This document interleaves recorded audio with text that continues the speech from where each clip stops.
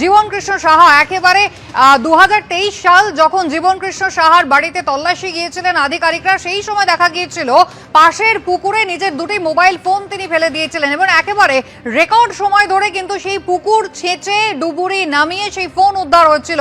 আজও কিন্তু ঘটনার প্রায় পুনরাবৃত্তি হওয়ারই পথে, কারণ ইডি আধিকারিকরা যখন তার বাড়িতে তল্লাশিতে গেলেন বড়োয়ায়, তিনি একেবারে নিজে যেমন দরজা খুলতে দেরি করেন, তার পাশাপাশি মোবাইল ফোন দুটি বাড়ির পিছনে ঝোপে তিনি ফেলে দেওয়ার চেষ্টা করেন, এমনটাই কিন্তু অভিযোগ উঠছে।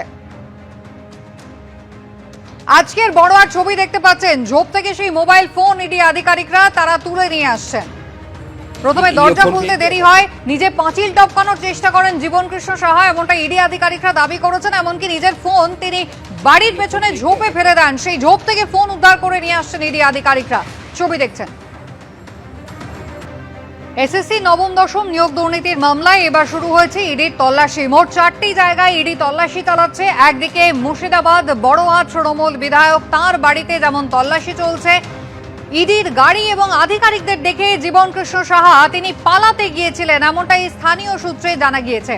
প্রকাশ সেনা আমাদের প্রতিনিধি রয়েছেন আমাদের সঙ্গে। প্রকাশ, জীবন কৃষ্ণ সাহা একেবারে অত্যন্ত পরিচিত নাম, সেই মোবাইল পুকুরে ফেলে দেওয়া, সিবিআই এর হাতে অ্যারেস্ট হওয়া, পরে তিনি জামিন পেলেন, সেই জীবন কৃষ্ণ সাহা ইডির গাড়ি দেখে আজও পালানোর চেষ্টা করলেন।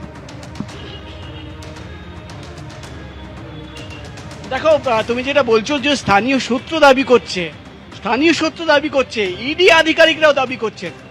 কিছুক্ষণ আগেই ইডি আধিকারিকদের সঙ্গে আমার কথা হচ্ছিল, তারা যেটা বলছেন যে মুহূর্তে ইডি আধিকারিকরা আজকে জীবন কৃষ্ণ সাহার বাড়ির সামনে গিয়ে পৌঁছন এবং সেই গাড়ি সিআরপিএফ এর জওয়ানদের দেখে এবং ইডি অফিসারদের দেখে প্রথমের দিকে ইডি তরফে দাবি করা হচ্ছে গেট খুলতে দেরি হয়, তখনই তাদের সন্দেহ হয় এবং তারা আভাস পান যে পেছন থেকে হয়তো কিছু হতে পারে। তার মধ্যেই আমরা যেটা ইডি তরফে দাবি করা হচ্ছে, 2জন ইডি অফিসার এবং 4জন সিআরপিএফ এর জওয়ান জীবন কৃষ্ণ সাহার যে বাড়ি, তার বাড়ির পেছনের দিকে চলে যায় এবং তখনই তারা দেখে যে জীবন কৃষ্ণ সাহা সেই সময় বাড়ির পেছনে যেটা বাউন্ডারি ওয়াল থাকে, সেই বাউন্ডারি ওয়াল ঝাঁপ দিয়ে পালানোর চেষ্টা করছে এবং সেখানেই কিন্তু তাকে ধরে নেওয়া হয়। এবং ইডি আধিকারিকরা দাবি করছেন যে প্রথমে পালানোর চেষ্টা, তারপর মোবাইল ফেলে দেওয়া।